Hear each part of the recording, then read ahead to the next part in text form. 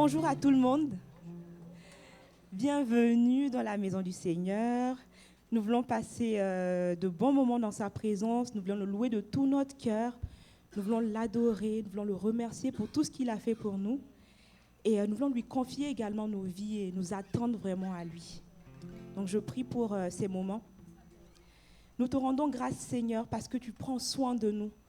Nous te rendons toute la gloire pour qui tu es, Seigneur. Sois glorifié, sois béni, sois célébré, Seigneur. Reçois toute notre louange encore ce matin. Nous voulons être attentifs aussi à ce que tu as à nous dire, Seigneur. Nous voulons communier, Seigneur, avec toi et les uns avec les autres. Viens bénir ces moments, Seigneur Jésus. Merci. Amen. Nous allons commencer ce moment de louange avec un chant pour les enfants. Est-ce que vous êtes là, les enfants? Oh, ok. On va louer le Seigneur de tout notre cœur avec ce chant. Je te loue avec mon cœur.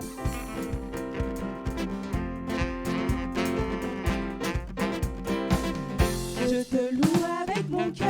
Je te loue avec ma voix. Je te loue avec mon cœur. Je te loue avec ma voix.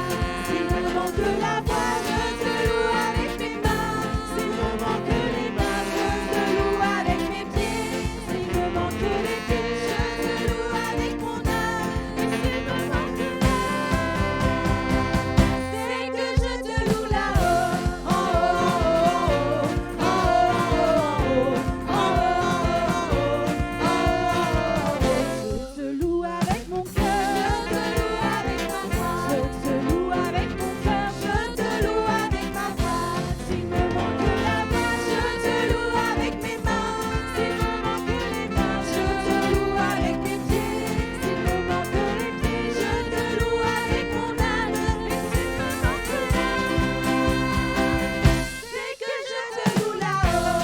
oh, oh, oh, oh, oh, Jésus, oh, oh, Satan, en bas, Jésus, Satan, en bas, Jésus, oh, oh, Satan, en bas. Je te loue avec mon cœur, je te loue avec mon cœur. Je te loue avec ma voix. S'il me manque la voix, Je te loue avec mes mains. s'il me manque les mains, Je te loue avec mes pieds. s'il me manque les pieds, Je te loue avec mon âme. Et s'il me manque c'est que je te loue là-haut. Amen. Amen. Ce Dieu que nous louons est fort et puissant. Et nous voulons le proclamer encore ce matin. Dieu, tu es fort et puissant. Oh, oh,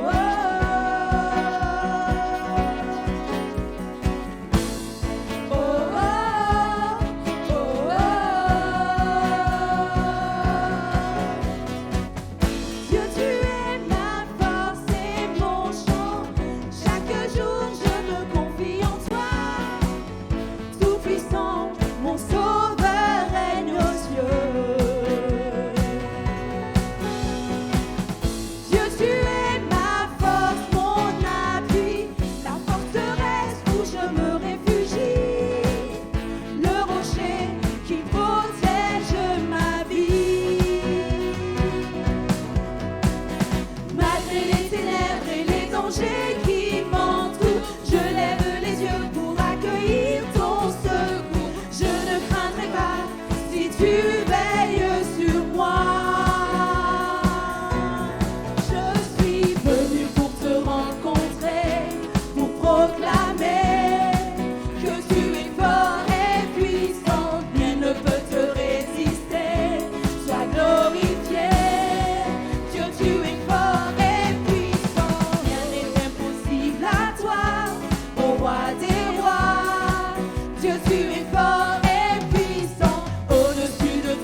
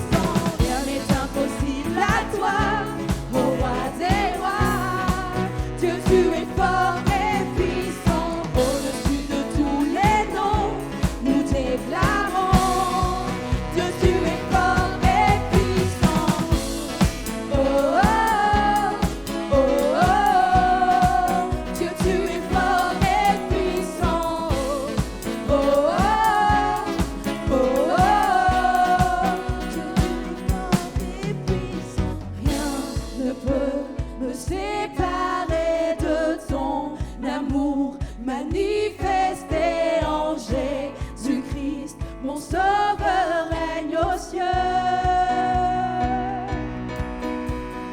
Rien ne peut me séparer de ton amour manifesté en Jésus-Christ. Mon sauveur règne aux cieux.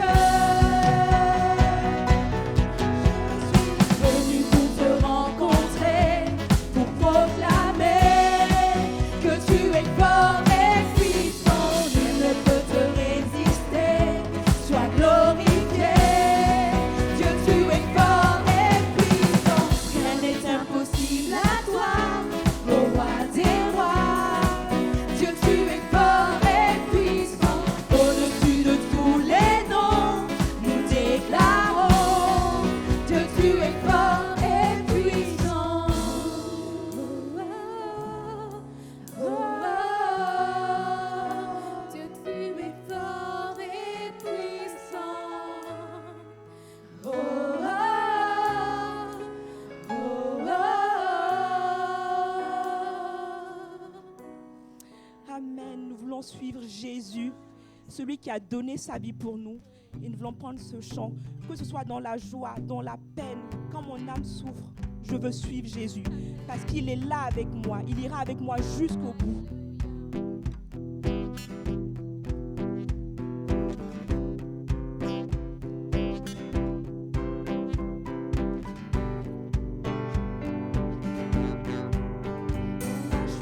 Quand le soleil m'inonde, sur les monts où ta présence abonde, Jésus, je te suivrai. Dans la mer, quand mon âme sombre, dans la vallée du deuil et de l'ombre, Jésus, je te suivrai. Car tu es mort pour moi.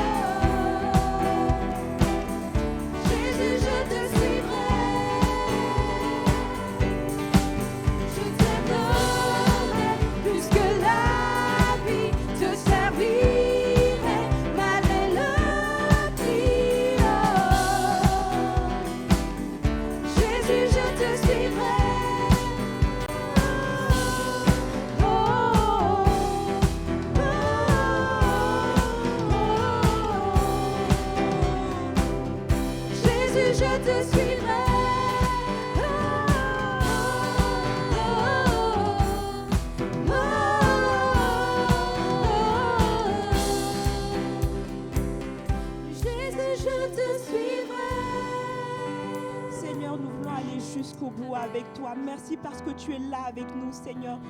Seigneur, nous sommes engagés avec toi et nous savons que nous ne sommes pas seuls. Tu es avec nous, Seigneur, et tu nous conduiras jusqu'au bout.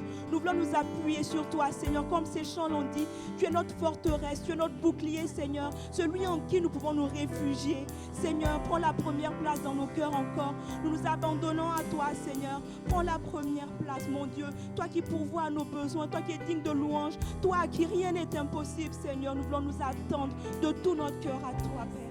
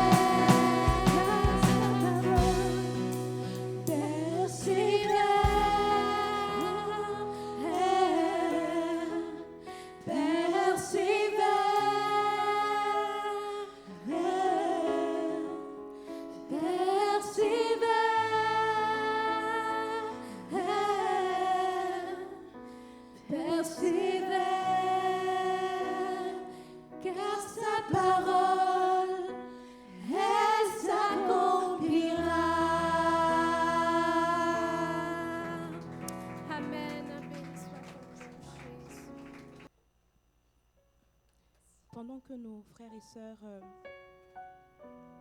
passent dans nos rangs pour ramasser l'offrande, Nous allons prendre ce chant qui dit « Manifeste ta présence ».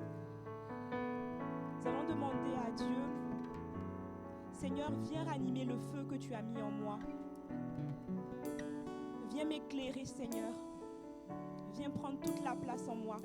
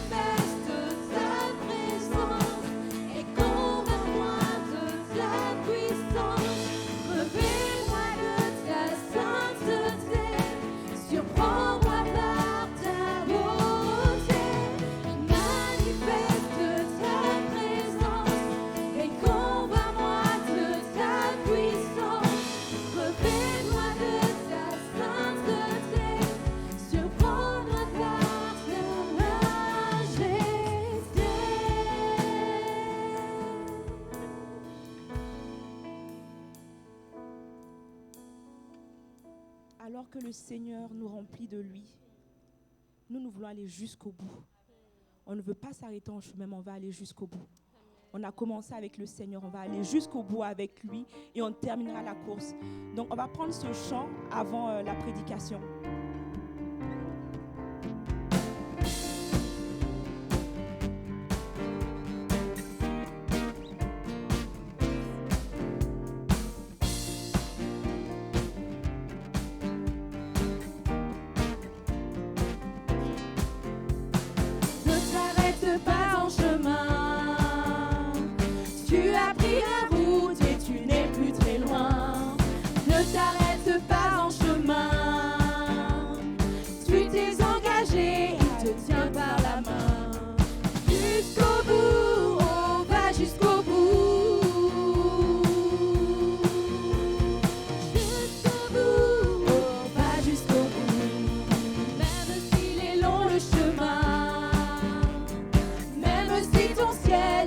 Chaque matin, terre et sans ombre à l'horizon, tu t'es engagé, il te tient par la main. Jusqu'au bout, on va jusqu'au bout. Jusqu'au bout, on va jusqu'au bout. C'est l'enjeu de l'Éternel qui compte auprès de ceux qui aiment Dieu.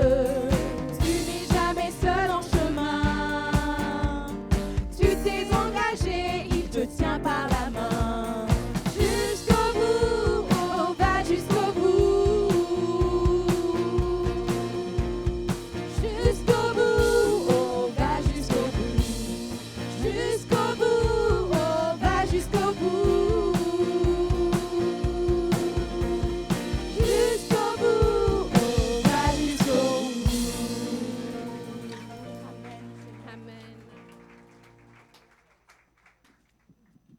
J'espère que vous allez bien Et si ce n'est pas le cas, je vous invite ce matin à vraiment saisir la paix, la joie de Dieu qui a dans sa présence, dans le nom de Jésus. Amen. Donc, j'attends que le... Ok, parfait. Donc, comme vous le savez, je vais prier, confier ces instants dans la main de Dieu. Seigneur, nous te bénissons encore ce matin pour ta grâce, ta miséricorde et ta présence en ce lieu. Et Seigneur, nous voulons rester disposés afin que ton message, Seigneur, ce matin encore puisse nous encourager et nous faire du bien. Père, parle, Seigneur, encore ce matin au travers de ma bouche et fais-nous du bien, Père, dans le nom de Jésus. Amen. Amen. Comme vous le savez, le grand thème sur lequel nous travaillons depuis plusieurs mois, depuis le début de l'année, c'est agir. Agir. Lorsqu'il s'agit de réaliser un projet, d'atteindre un objectif, un but, se mettre en marche pour faire quelque chose, je me suis rendu compte qu'il y a deux types de personnalités. Il y a des personnes, lorsqu'ils ont un objectif à atteindre, un projet en cours, dès qu'ils ont ce projet, ils vont se lever, se mettre en marche et réaliser le projet. Je les appelle souvent les fonceurs. Ils se lèvent, dès qu'ils ont un objectif, un projet, ils se lèvent, ils se mettent en marche. Et en cours de route, pendant qu'ils se mettent en marche pour réaliser cet objectif, pour réaliser ce projet, lorsqu'ils se rendent compte qu'il leur manque certains éléments, c'est à ce moment-là qu'ils vont se poser, commencer par chercher ce qui leur manque, et finalement, le temps devient trop long. Finalement, ça devient 2 fois plus difficile parce qu'ils fournissent 2 fois plus d'efforts pour y arriver. Et la conséquence, c'est qu'ils abandonnent en cours de route. Il y a la deuxième personnalité que j'ai constatée, c'est qu'il y a des gens au début, lorsqu'ils ont un projet, un objectif à atteindre, ils vont prendre le temps de s'asseoir. De s'asseoir pour chercher tous les éléments qu'il leur faut avant de s'engager, avant de se lancer. Et tellement ils vont prendre le temps d'attendre qu'ils aient tout, que finalement, ils ne se lancent jamais. Parce qu'ils n'ont pas tout reçu. Ils attendent tout recevoir avant de se lancer. Ils n'ont pas tout reçu, donc ils attendent. Et à force d'attendre, parfois ça devient trop tard. Et ils abandonnent le projet ou ils laissent tomber. Et c'est pour cela que j'ai intitulé mon partage ce matin « Allons jusqu'au bout avec l'aide de Dieu ». Allons jusqu'au bout avec l'aide de Dieu. Ne nous arrêtons pas en chemin comme on vient de le chanter, afin de pouvoir, comme Paul dit, j'ai combattu le bon combat, j'ai achevé la course, j'ai gardé la foi. Dans la marche avec Dieu, il ne s'agit pas seulement de commencer ou de bien commencer notre marche avec Dieu, mais le plus important, c'est surtout d'arriver au bout. Nous avons plusieurs objectifs à atteindre dans nos différentes vies, mais l'objectif ultime pour lequel nous menons cette course, c'est l'héritage du royaume des cieux. Et ce matin, je vais partager avec vous 3 éléments qui, à mon sens, me semblent importants pour arriver jusqu'au bout. Et les 3 éléments, le premier, c'est la phase, j'appelle phase d'initialisation. C'est la phase où l'on se pose des questions avant de démarrer. Dans notre marche avec Dieu, comme dans nos différents projets. Le deuxième point, ça sera marcher avec Dieu, se laisser conduire par Dieu. Et le troisième point, ça sera faire confiance à Dieu. Voilà, pour moi, les 3 éléments qui me semblent importants pour arriver jusqu'au bout. Donc, sans plus tarder, je vais commencer par mon premier point qui est la phase d'initialisation. Comme je disais, comme tout projet qu'on souhaite mener à bien, je pense que c'est nécessaire de passer par cette phase-là, la phase d'initialisation. C'est la phase où l'on s'assoit pour se poser les bonnes questions avant de se lancer. On s'assoit pour se poser les bonnes questions avant de se lancer. On va lire ensemble dans Luc, au chapitre 14, du verset 28 à 32. J'ai pris la version Semeur et je vais beaucoup utiliser ce matin la version Semeur. Donc, je lis. En effet, si l'un de vous veut bâtir une tour, est-ce qu'il ne prend pas d'abord le temps de s'asseoir pour calculer ce qu'elle lui coûtera et de vérifier s'il a les moyens de mener son entreprise à bonne fin. Sans quoi, s'il n'arrive pas à terminer sa construction après avoir posé les fondations, il risque d'être la risée de tous les témoins de son échec. Regardez, diront-ils, c'est lui qui a commencé à construire et qui n'a pas pu terminer. Ou bien, supposez qu'un roi soit sur le point de déclarer la guerre à un autre. Ne prendra-t-il pas le temps de s'asseoir pour examiner s'il peut, avec 10 000 hommes, affronter celui qui est sur le point de marcher contre lui avec 20 000 ? S'il se rend compte qu'il en est incapable, il lui enverra une délégation pendant que l'ennemi est encore loin pour négocier la paix avec lui. Amen. Comme nous venons de lire, pour bâtir, nous avons besoin de nous asseoir pour calculer. Pour calculer, c'est chercher, examiner, déterminer la faisabilité de notre projet. C'est aussi se poser des bonnes questions, comme quelques questions: pourquoi, avec qui, comment, où, quand. Ce sont des éléments, des questions que nous pouvons également aussi nous poser dans notre marche avec Dieu. Même pour suivre Dieu, nous devons nous asseoir et nous poser des questions. Non seulement avant de démarrer notre marche avec Dieu, mais aussi tout au long du chemin, tout au long du trajet, nous devons prendre le temps de s'asseoir et se poser des questions. Et quelques exemples, je ne l'ai pas marqué, quelques exemples de questions qu'on peut se poser par rapport à notre marche avec Dieu. Pourquoi j'ai donné ma vie à Dieu? Et je pense que c'est essentiel de se poser cette question parce qu'il faut que notre marche avec Dieu ait du sens pour nous. C'est bien si on a donné notre vie à Dieu parce qu'un tel ou un tel nous a encouragés à le faire ou nos parents nous ont encouragés à le faire, c'est bien. Mais il faut que notre engagement envers Dieu, notre marche ait un sens personnel pour nous.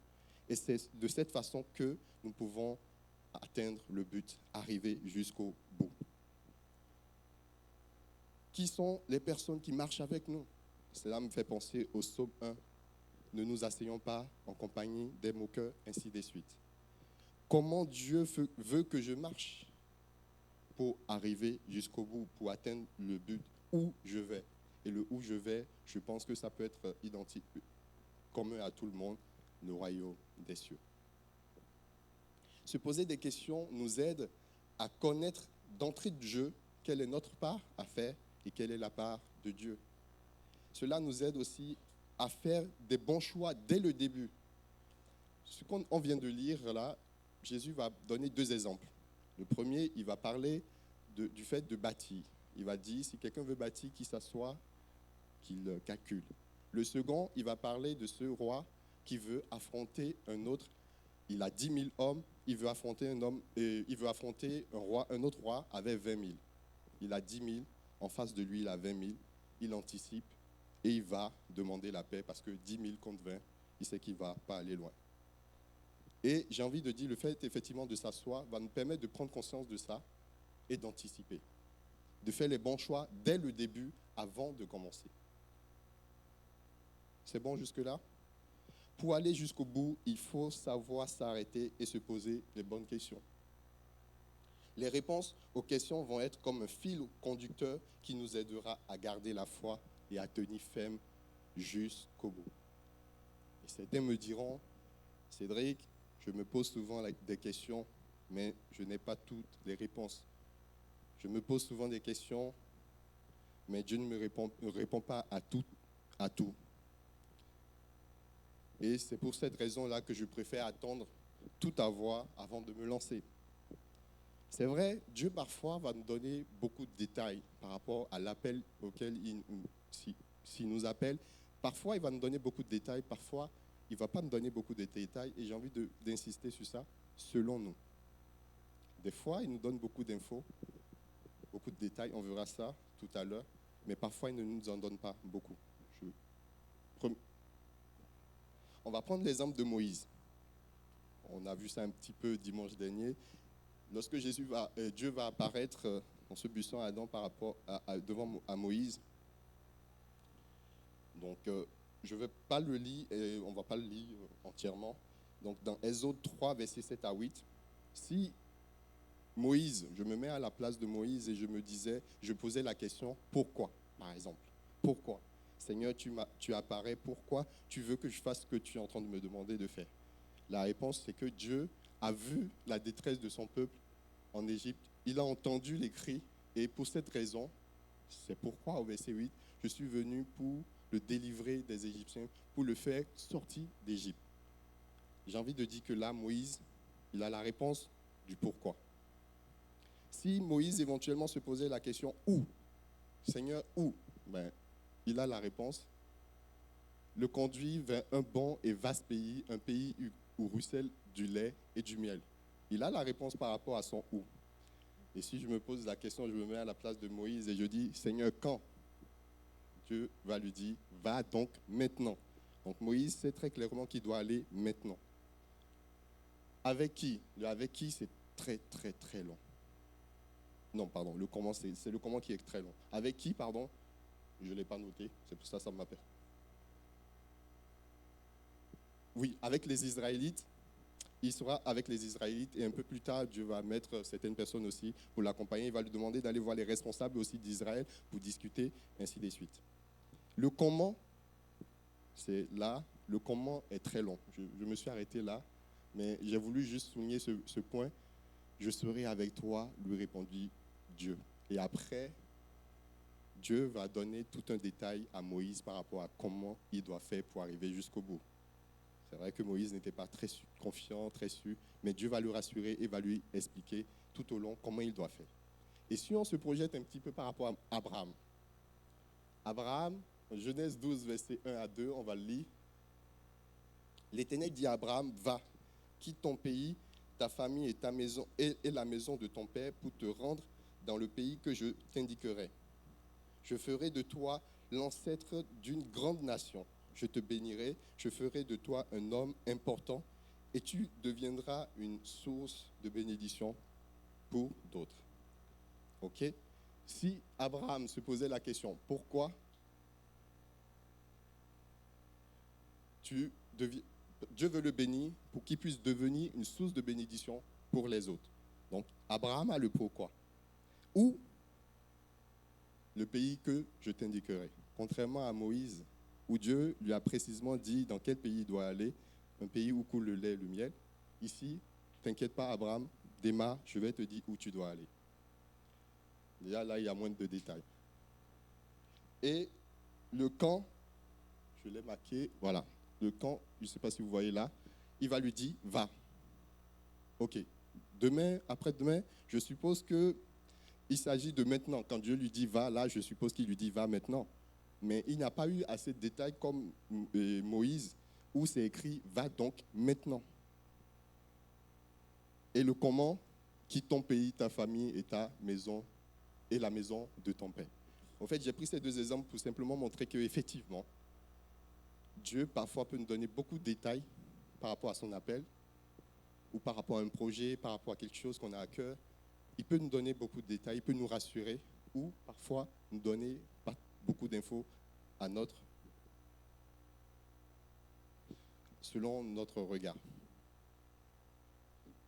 Dieu, parfois, ne nous donnera pas tous les éléments. Nous devons apprendre en ces moments-là à marcher avec lui et à lui faire confiance. Il est une source fiable en qui nous pouvons compter. Prenons le temps, avant toute chose, de s'asseoir et de poser des questions, de se poser des questions et de tout confier à Dieu. Si c'est sa volonté, il nous aidera à aller jusqu'au bout. C'est sa volonté qu'on hérite tous du royaume des cieux. Forcément, il nous aidera à aller jusqu'au bout.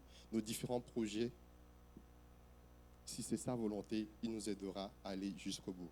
Exode 33, versets 14 à 15, principalement le verset 15, Moïse, malgré le fait que Dieu lui a donné beaucoup de détails, il va dire, si tu ne marches pas toi-même avec moi, ne nous fais point partie d'ici. C'est nécessaire de marcher avec Dieu. De marcher avec Dieu, même si on a tous les infos. Ne nous engageons pas par nos propres forces. On va voir cela par la suite. Donc, mon deuxième point, marcher avec Dieu. Pour mieux vous partager ma vision par rapport à ce point, le fait d'aller jusqu'au bout, la nécessité, selon moi, de marcher avec Dieu. On va lire ensemble, je ne vais pas le lire, je vais le résumer, l'histoire du jeune homme riche dans Marc 10, verset 17 à 22. Je pense que vous connaissez toute cette histoire où ce jeune homme viendra voir Jésus et va lui dire « Que dois-je faire de bon pour hériter le royaume des cieux ?» Et Jésus va lui dire « Ok, observe les commandements. » Il va répondre « Seigneur, j'ai fait tout ça pendant ma jeunesse. Donc, tout ça, je les ai faits. » Jésus dit « Ok. » Jésus posa sur cet homme un regard plein d'amour et lui dit « Il ne te manque qu'une chose, va, vends tout ce que tu possèdes, donne le produit de la vente aux pauvres et tu auras un capital au ciel, puis viens et suis-moi. » Jésus va lui dire « Ok, tu as observé les commandements, c'est bien. Maintenant, il te manque une seule chose, vends tout et suis-moi. » Et qu'est-ce que ce jeune homme va faire? Il va repartir tout triste. Tout triste. Ce jeune homme a très bien commencé sa marche avec Dieu, j'ai envie de dire. Il a observé tous les commandements, c'est bien, il a bien démarré, mais il n'a pas pu aller jusqu'au bout avec Dieu.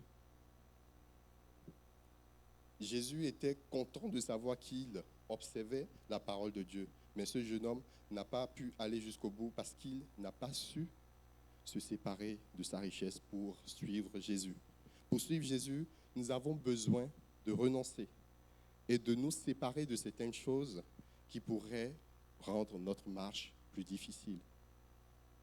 C'est pour cela qu'il est important de régulièrement se poser la question afin de savoir si nous ne sommes pas attachés à des choses qui nous empêchent d'atteindre le but, d'aller jusqu'au bout dans notre marche avec Dieu. Comme je le disais précédemment, le plus important, ce n'est pas de bien commencer, mais c'est d'achever la course. Si nous voulons aller jusqu'au bout, obéir à la parole de Dieu, comme ce jeune homme riche, j'ai envie de dire c'est bien, mais suivre Jésus, c'est encore mieux. C'est pour cela que l'un des éléments que je trouve important pour atteindre notre objectif, pour aller jusqu'au bout, c'est marcher avec Dieu. Et marcher avec Dieu, c'est mettre Dieu à la première place dans notre vie. Et mettre Dieu à la première place, c'est se séparer de tout ce qui prend ou pourrait prendre la place de Dieu dans notre vie. Il y a une histoire que je vais vous raconter, qu'on nous a racontée quand on était en sortie de jeunesse en début avril et sur Le Mans. Et on nous a raconté une histoire que j'ai trouvée formidable par rapport au fait de mettre Dieu en premier. Je ne vais peut-être pas le raconter avec tout l'enthousiasme avec lequel on nous a raconté ça, mais je vais essayer. Et, au fait, il y avait un jeune homme qui avait une très, très, très grande maison. Très grande maison. Et dans sa maison, il avait 5 chambres en haut et 5 chambres en bas. Très, très grande maison. Et dans l'après-midi, il entend frapper à la porte. Toc, toc, toc. Il va, il ouvre. Qui il voit? Les jeunes? Non, Jésus. Il voit Jésus. Il tape à la porte. Dans l'après-midi, il voit Jésus. Il était content de voir que Jésus vient taper à sa porte. Tellement content, il dit, Seigneur, Jésus, viens, j'ai de la place dans ma maison, viens t'installer. Je te donne, parmi mes 5 chambres en haut, la plus grande chambre en haut, je te donne la plus grande chambre, la plus belle et grande chambre dans les 5 chambres en haut, je t'installe là-dedans. Et Jésus était content. Jésus dit, ok, il n'y a pas de souci. Jésus va s'installer dans la chambre. Le soir arrive, il entend encore frapper à sa porte. Toc, toc, toc. C'est qui? Bon, il va pour ouvrir la porte qu'il voit. Il voit le diable. Et il voulait refermer la porte. Le diable met le pied et l'empêche de fermer. Donc, ils vont lutter. Le diable va rentrer dans la maison, lutter avec lui toute la nuit jusqu'à ce que ce jeune homme sera épuisé et complètement couché à terre.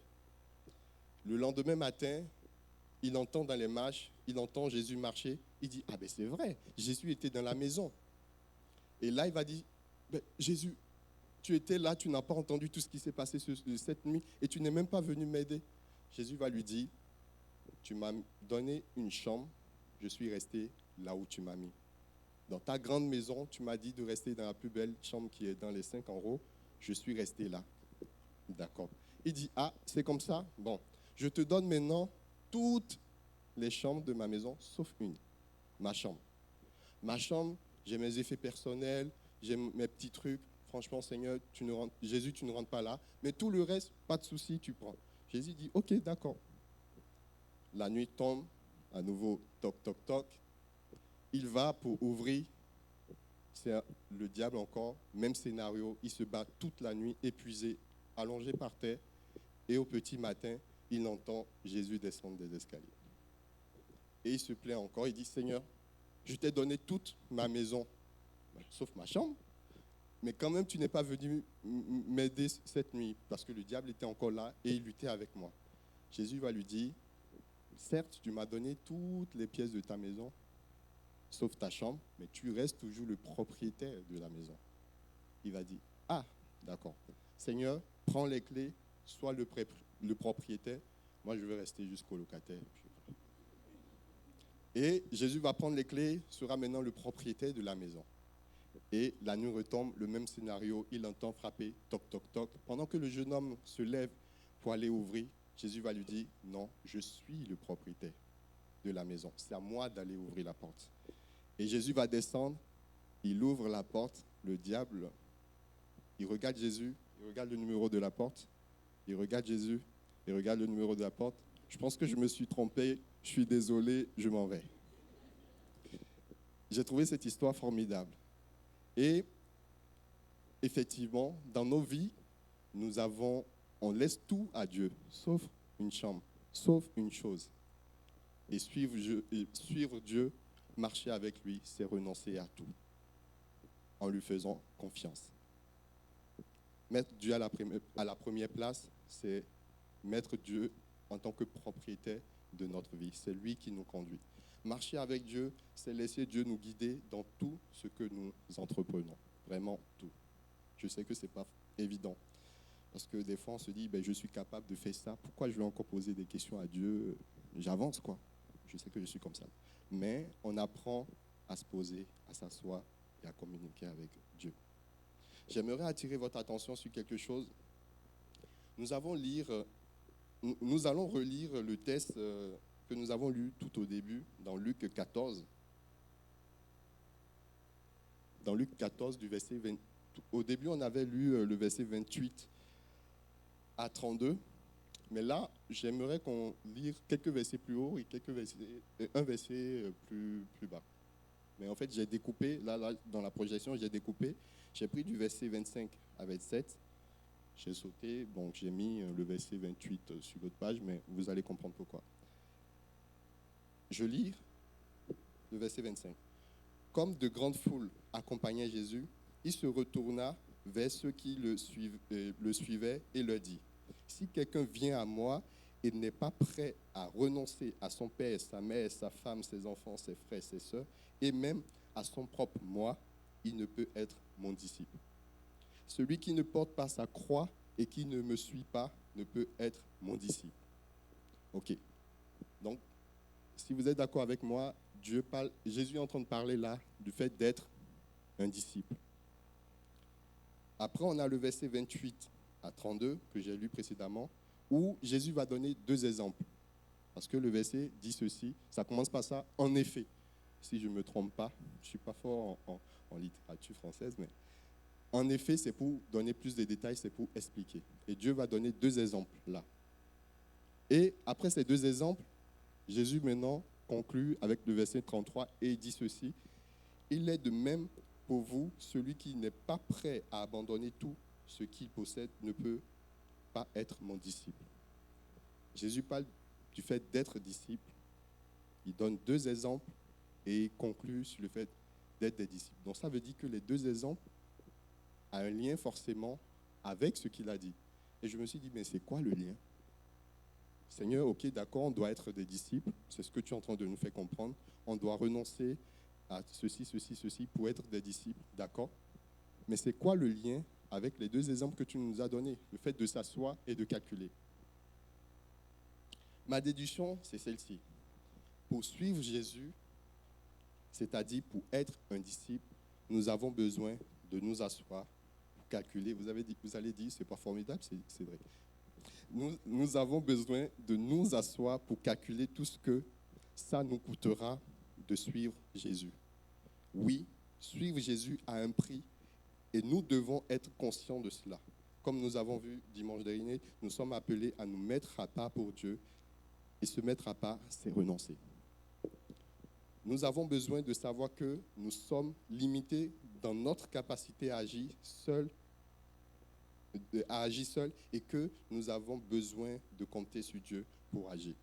Jésus est en train de dire, il parle du fait d'être des disciples et il va dire dans ces deux passages-là, de la même façon que vous avez l'habitude de vous asseoir pour calculer quand vous voulez bâtir, ainsi de suite, c'est de la même façon que je vous invite, quand vous voulez me suivre, à vous asseoir, à calculer, à réfléchir, pour savoir que ça a un prix. Pour prendre conscience d'éventuellement ce à quoi on est appelé à renoncer pour le suivre. Et par rapport au jeune homme riche, quand Jésus va finir de lui parler, il va partir tout triste. Jésus donne une parole après. Il va dire au verset 25, dans Marc 10 au verset 25, il est plus facile à un chameau de passer par le trou d'une aiguille qu'à un riche d'entrer dans le royaume de Dieu. En fait, par cette phrase, Jésus est en train de simplement dire, ça vous est impossible d'entrer dans le royaume de Dieu si vous ne passez pas par moi. De notre propre force, c'est impossible, mais avec l'aide de Dieu, on est capable. Et de la même façon que le deuxième exemple là nous permet de prendre conscience qu'avec 10, on ne peut pas affronter 20 000. On vient, on demande à Dieu, Seigneur, je me suis assis, j'ai calculé, j'ai vu qu'avec 10, je ne peux pas affronter 20 000. Viens à mon secours, viens m'aider à aller jusqu'au bout. Viens m'aider à être un véritable disciple. Parce que de mes propres forces, je n'y arriverai pas. J'espère que je ne vous ai pas perdu et que vous avez compris. Porter sa croix, c'est accepter, subir ce que Christ a subi pour nous. L'humiliation, le rejet et bien d'autres. Suivre Jésus a un prix, mais il ne nous laisse pas seuls. Il nous tient par la main et marche devant nous. Le fait de s'asseoir nous aidera à prendre conscience des choses auxquelles nous devons renoncer pour aller jusqu'au bout avec Dieu. Nous avons tout à gagner à suivre Jésus. Il y a Luc 18, du verset 28 à 20 qui dit ceci. C'est Pierre qui va poser la question. Je ne sais pas si je l'ai noté. Voici, nous avons tout quitté et nous t'avons suivi. Et Jésus leur dit, je vous le dis en vérité, il n'est personne qui, ayant quitté à cause du royaume de Dieu sa maison ou sa femme ou ses frères ou ses parents ou ses enfants, ne reçoit beaucoup plus dans le siècle-ci et dans le siècle à venir. Lorsque nous renonçons pour marcher avec lui, nous sommes bénis et notre bénédiction, on l'obtient dès ici, dès maintenant. Ce n'est pas que pour le royaume des cieux. C'est pour cette raison que je disais précédemment, nous avons tout à gagner à suivre Jésus. Marcher avec Dieu, c'est lui donner la première place. Ne nous lançons pas avec enthousiasme dans des projets ou dans la marche avec Dieu en nous appuyant sur nos propres forces, sans prendre le temps de s'asseoir et de tout calculer avec l'aide de Dieu. Il y a Proverbe 16, verset 3 qui dit « Recommande à l'Éternel tes œuvres et tes projets réussiront. » Proverbe 3, verset 6 « Renonce, reconnais-le dans toutes tes voies et il aplanira tes sentiers. » Pour aller jusqu'au bout, nous avons besoin de renoncer à des choses et cela peut être difficile à accepter. Et c'est pour cela, c'est là où intervient mon troisième point, la confiance en Dieu. Quand on n'a pas tous les infos, quand on n'a pas tous les détails, quand on s'est assis, on a attendu tout avoir avant de se lancer et que ça ne vient pas, faisons confiance en Dieu et avançons.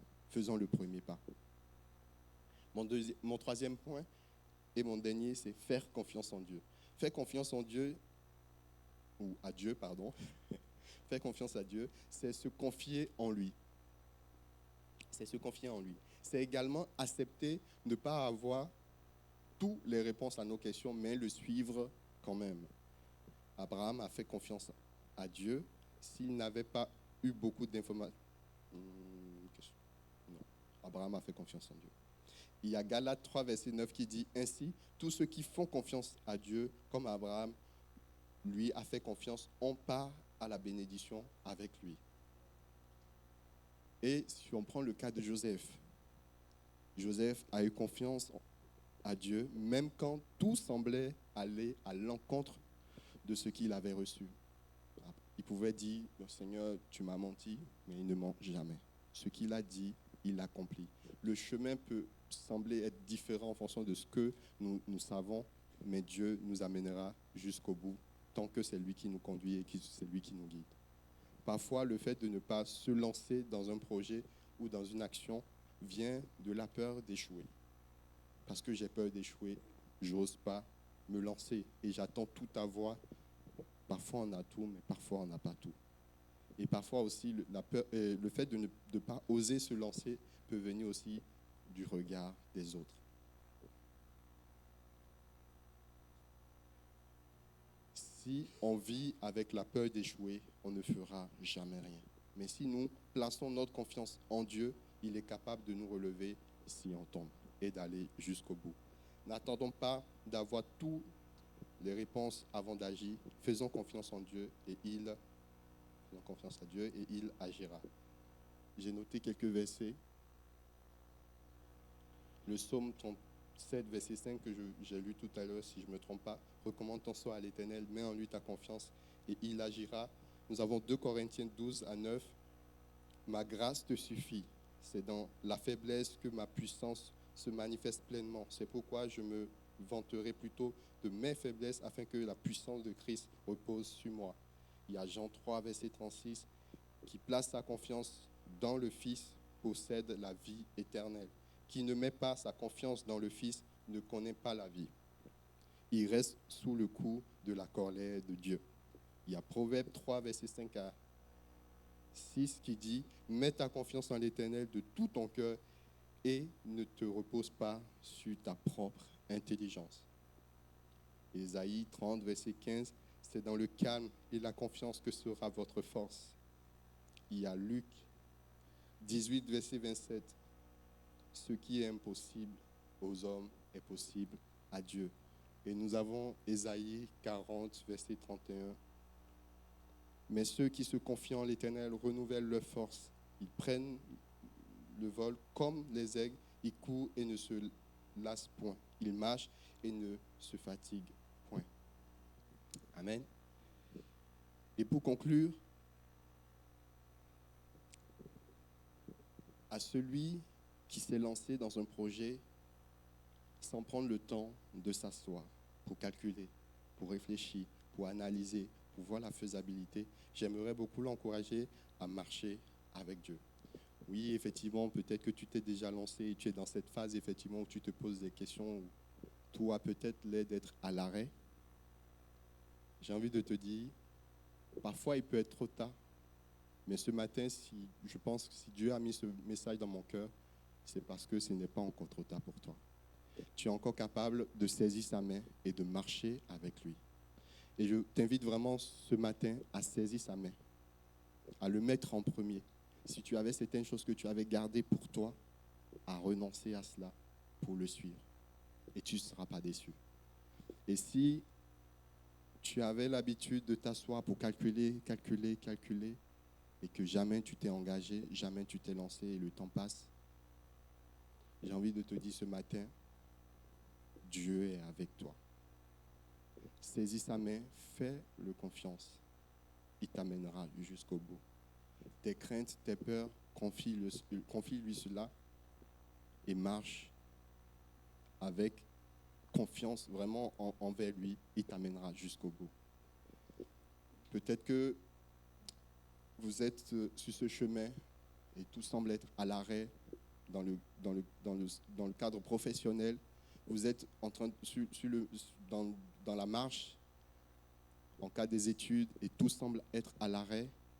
Peut-être que dans votre famille, dans votre couple, vous avez l'impression que tout s'est arrêté et les choses n'évoluent pas.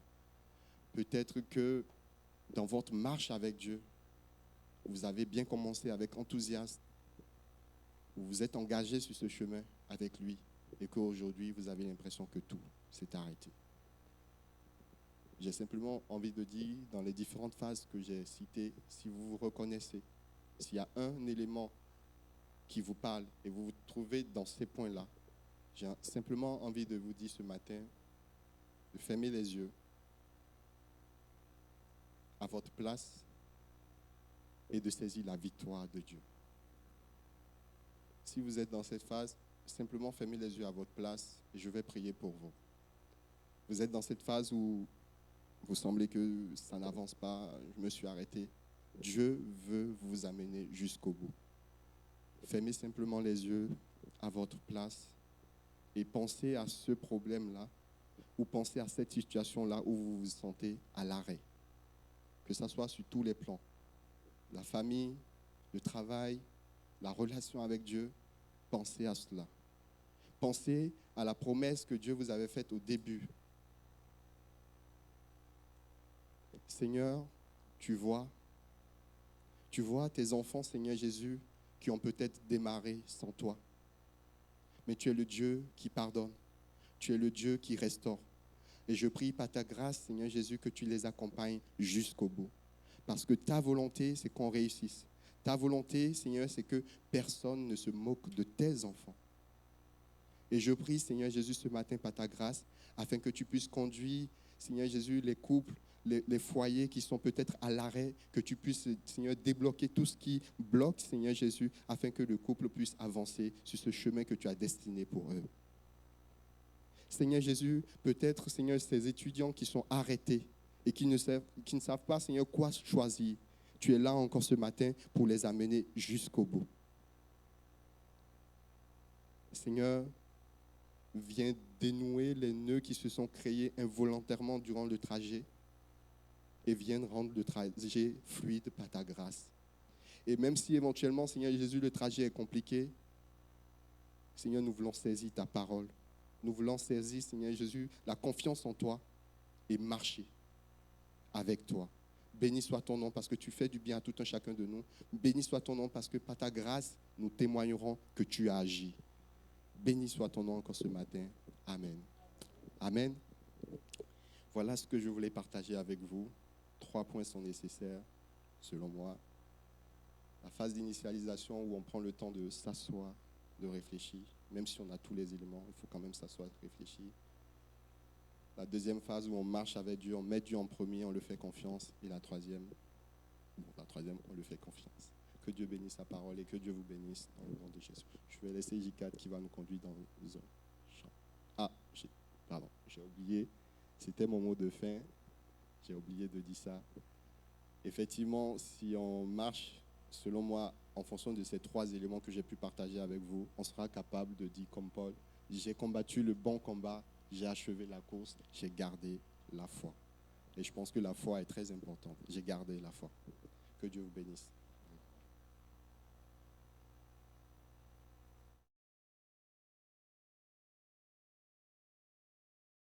Gardez la foi, comme Cédric l'a dit. J'invite le groupe de louanges à me rejoindre. Même si le chemin n'est pas facile, nous voulons chanter gloire, gloire à notre Dieu. C'est lui qui nous rend capables de toutes choses. C'est lui qui ouvre les portes. C'est lui qui délie, qui dénoue les liens. Nous voulons tout offrir au Seigneur.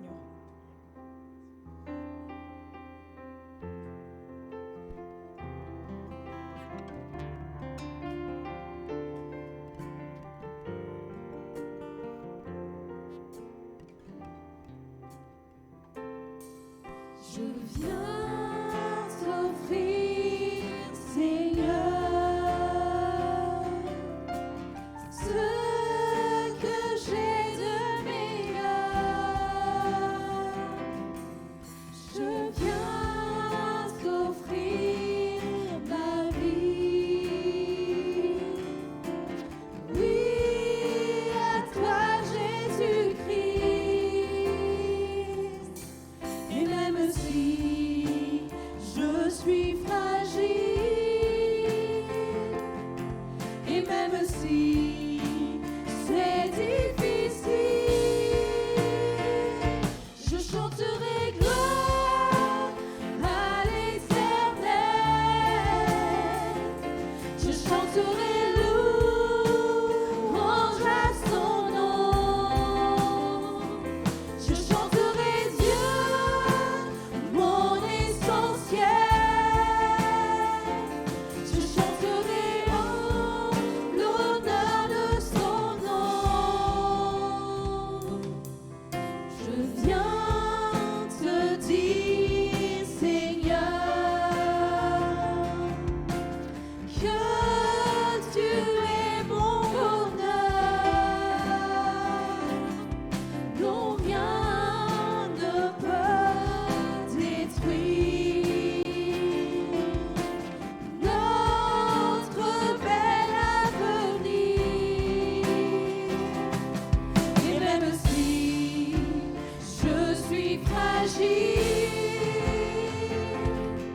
Et même si c'est difficile,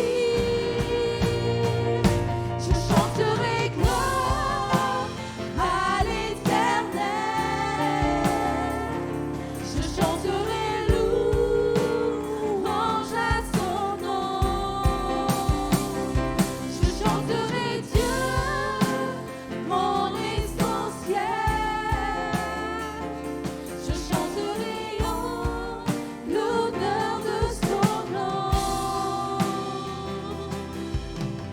Toute ma vie, je redirai que tu as donné ta vie. Toute ma vie, je redirai que tu as payé le prix. Toute ma vie, je redirai que je ne vis que pour lui. Je chanterai gloire à l'Éternel. Je chanterai louange à son nom. Je chanterai Dieu, mon essentiel. Je chanterai en l'honneur de son nom. Je chanterai gloire à l'Éternel. Je chanterai louange à son nom. Je chanterai Dieu, mon essentiel. Je chanterai en l'honneur de son nom. Ah Seigneur, que la gloire et l'honneur te soient rendus. C'est toi qui nous tiens dans ta main. Tu nous tiens fermement dans ta main, Seigneur, et nous savons que nous sommes en sécurité et rien ne pourra nous atteindre, Seigneur. Nous voulons nous confier entièrement à toi, nous remettre, Seigneur, toute notre vie. Prends la place, Seigneur, qui te revient. Bénis encore cette semaine qui commence, Seigneur. Nous voulons pour chaque chose prendre le temps de t'écouter, prendre le temps, Seigneur Jésus, d'entendre ce que tu as à nous dire et te faire confiance. Merci, Seigneur, pour ces moments que tu nous as donnés. Merci, Père, au nom de Jésus. Amen. Bon retour à chacun.